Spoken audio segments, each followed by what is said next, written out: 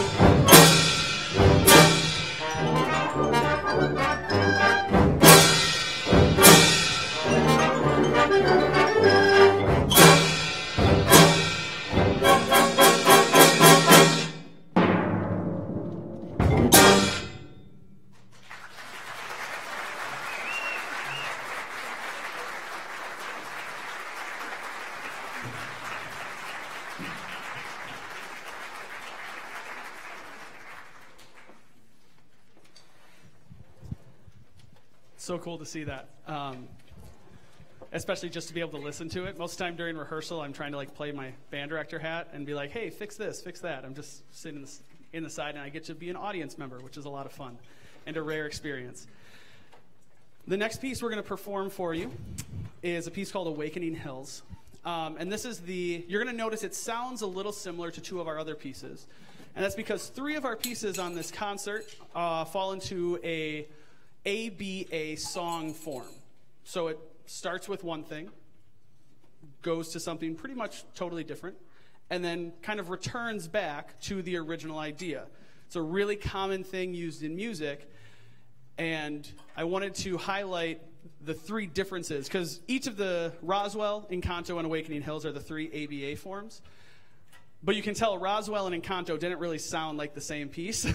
They have very different effects. That's why I wanted to program three of them on this concert, is you can see the effect that instrumentation, whether it's percussion or having the flute solo paired with some clarinets or something like that, it allows this very, very common form to bring something new every single time to the table. So I hope you enjoy. This is Awakening Hills.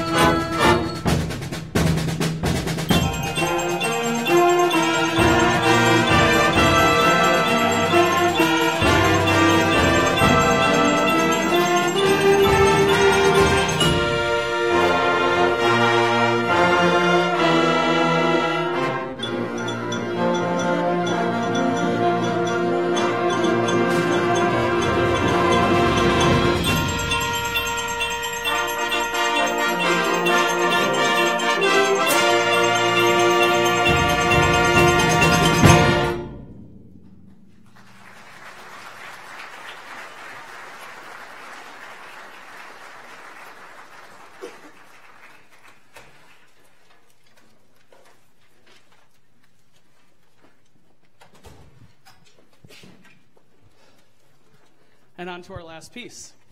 This might be a record for concerts for me, so I'm pretty proud of this. I know Dr. Gerke's pretty happy in the back. We talked a little bit beforehand. More so, I haven't talked as much as I normally do, but that's about to change. Okay? You clapped too soon. You clapped. See, now it's a challenge. This concert is going till 8 o'clock, and this is a 4-minute long piece. I'm just kidding. This piece is longer than 4 minutes, but it also won't go till 8 o'clock. The last piece we're going to perform for you is one of the masterworks. Most of the time, if you've been coming to these concerts for a couple years, you hear me say this on every concert for the most part, and you're like, how many masterworks really can a high school group do? The answer is a lot, because I found a new one every single time, every single concert that this ensemble, whether it's new students coming through or the same returning students wanting to push themselves further, we find a way to produce beautiful music that was intended for professional ensembles. And it's makes me very proud as a director, and it should make you extremely proud to have a community that can field ensembles that can do this. It's special. So let's give a round of applause to our musicians.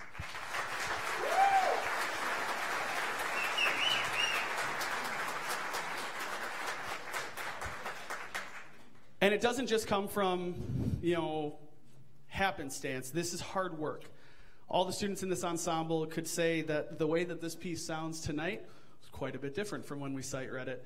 And we won't actually have to stop it all like we did when we sight read it, so that's good.